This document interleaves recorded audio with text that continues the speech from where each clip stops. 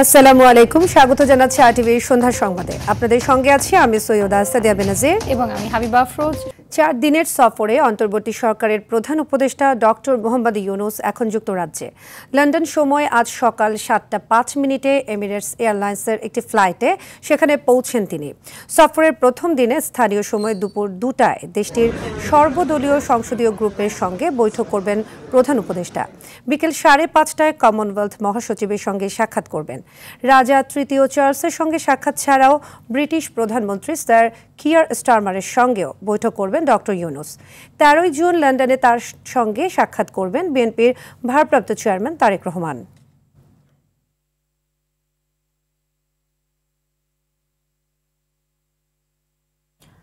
অন্তর্বর্তী সরকারের প্রধান উপদেষ্টা ডক্টর মোহাম্মদ ইউনূসের সঙ্গে তারেক রহমানের সাক্ষাতে রাজনৈতিক সংকট উত্তরণ সহজ হবে বলে মনে করছেন বিএনপির মহাসচিব মির্জা ফখরুল ইসলাম আলমগীর।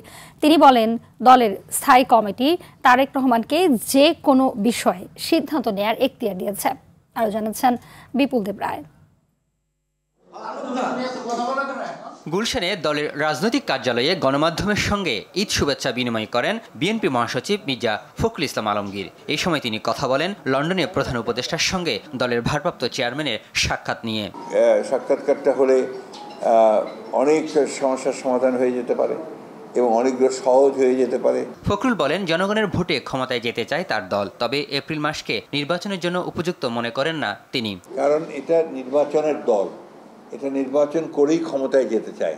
আমরা কোনো বিপ্লবী দল নই, আমরা নির্বাচন করেই জনগণের ভোটের মাধ্যমে আমরা ক্ষমতায় যেতে চাই। এদিকে নয়াপল্টনের দলীয় কার্যালয়ে প্রেস ব্রিফিংয়ে বিএনপির সিনিয়র যুগ্ম মহাসচিব রুহুল কবির রিজভী বলেন, দুঃশাসনের জাতিকে বিপদগ্রস্ত করে ক্ষমতা হারিয়ে আওয়ামী লীগ নেতারা এখন দিশাহারা।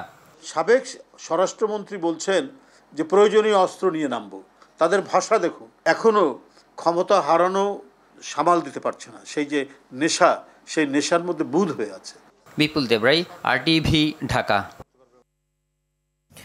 অন্তর্বর্তী সরকার কারাগারগুলোকে সংশোধনাগারে পরিণত করতে চায় বলে জানিয়েছেন স্বরাষ্ট্র উপদেষ্টা জাহাঙ্গীর আলম চৌধুরী।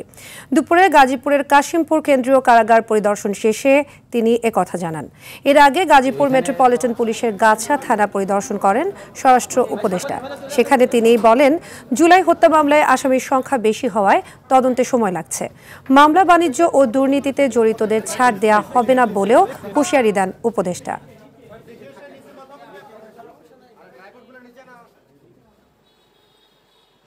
যে আমরা কারাটারে একটা শোধনাগার মানে কারেকশন সেন্টার হিসাবে করতে চাচ্ছি। এখানে ম্যাক্সিমাম একটু উপার্জনক্ষম একজন, সে যে সময় সে জেলে চলে আসে সেরকম পুরো ফ্যামিলিটা কিন্তু একটা ডিস্ট্রেস কন্ডিশনে পড়ে যায়। যদি এখানে যদি একটা উপার্জনের একটা ব্যবস্থা করা যায় তো তারা এই টাকাটা ফ্যামিলিরে পাঠাতে পারবে। দেশে শনাক্ত হয়েছে নতুন ধরনের করোনা, বাড়ছে স্বাস্থ্য ঝুঁকি। তবে সরকার সবাইকে স্বাস্থ্যবিধি মেনে চলতে পরামর্শ দিলেও খুব একটা সচেতন নয় সাধারণ মানুষ। প্রতিরোধ ব্যবস্থা গড়ে তুলতে না পারলে ঝুঁকি বাড়ার আশঙ্কা জনস্বাস্থ্য বিশেষজ্ঞদের। সাকিবুর রহমানের রিপোর্টে বিস্তারিত। বিশ্বজুড়ে ভয়াবহ রূপ নিয়ে করোনা ভাইরাস ফের নতুন রূপে ফিরে আসছে। গত এক সপ্তাহে 134 জনের নমুনা পরীক্ষায় শনাক্ত হয়েছে 36 জন। আবারও নতুন করে করোনা ভাইরাসের সংক্রমণ দেখা দেওয়ায় বাংলাদেশ সরকার স্থল, নৌ এবং আন্তর্জাতিক বিমানবন্দরে স্ক্রিনিং সহ স্বাস্থ্য সুরক্ষা ব্যবস্থা নিয়েছে। কিন্তু ঢাকা আন্তর্জাতিক বিমানবন্দরে গিয়ে দেখা যায় কোনো ধরনের ব্যবস্থাই গ্রহণ করা হয়নি। না, কিছুই হয়নি, জাস্ট অ্যাজ ইউজুয়াল আগে যখন যেভাবে আসতাম সেম সবকিছু ঠিক আগের মতোই আছে। না, আমি কোনো সতর্কতা দেখি নাই। ঈদে ফিরতি যাত্রায় সবাইকে মাস্ক ব্যবহারের অনুরোধ জানায় রেল কর্তৃপক্ষ, কিন্তু রেল স্টেশনে সাধারণ মানুষের মধ্যে নেই কোনো সচেতনতা। এটা আসলে এখন থেকে শুরুতেই সচেতন হওয়া দরকার। পরিস্থিতি তো খুবই খারাপ। এদিকে মেট্রো রেলের যাত্রীদের মাস্ক পরার অনুরোধ জানালেও বেশিরভাগ মানুষ জানে না এই তথ্য। এরকম কোনো বার্তা আমি দেখিনি এখনো। যদি জানতাম ইনশাআল্লাহ আমি নিয়ে আসতাম।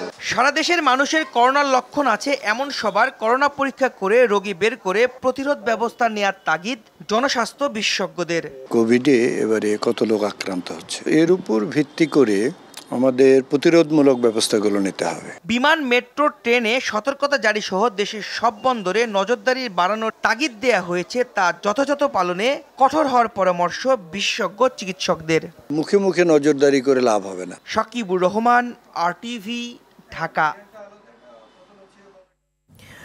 ভারতে করোনার সংক্রমণ বেড়ে যাওয়ায় বেনাপোল ও হিলি চেকপোস্টে বাড়তি সতর্কতা নেওয়া হয়েছে। স্বাস্থ্য পরীক্ষায় মেডিকেল টিম কাজ করছে। বেনাপোল চেকপোস্টে স্বাস্থ্যকর্মীরা থার্মাল স্ক্যানার দিয়ে ভারত ফেরত যাত্রীদের শরীরের তাপমাত্রা পরীক্ষা করছে। কারো মধ্যে করোনার লক্ষণ থাকলে তাকে আলাদা করে শার্শা উপজেলা স্বাস্থ্য কমপ্লেক্সে পাঠানোর কথা জানিয়েছে স্বাস্থ্যকর্মীরা। হিলি ইমিগ্রেশনের প্রবেশ মুখেও হেলথ স্ক্রিনিং যন্ত্র বসানো হয়েছে। শরীরের তাপমাত্রা মাপা হচ্ছে ভারত থেকে আসা যাত্রীদের। গেল 10 বছরের মধ্যে এবার সর্বোচ্চ দামে কোরবানির পশুর চামড়া কেনাবেচা হয়েছে বলে দাবি করেছেন বাণিজ্য উপদেষ্টা শেখ বশিরউদ্দিন। দুপুরে নাটোরের চক বৈদ্যনাথ চামড়ার আড়ত পরিদর্শন শেষে তিনি কথা জানান। ফরিয়া ও মৌসুমী ব্যবসায়ীদের অনভিজ্ঞতার কারণে কিছু জায়গায় চামড়া নষ্ট হয়েছে বলেও জানান উপদেষ্টা।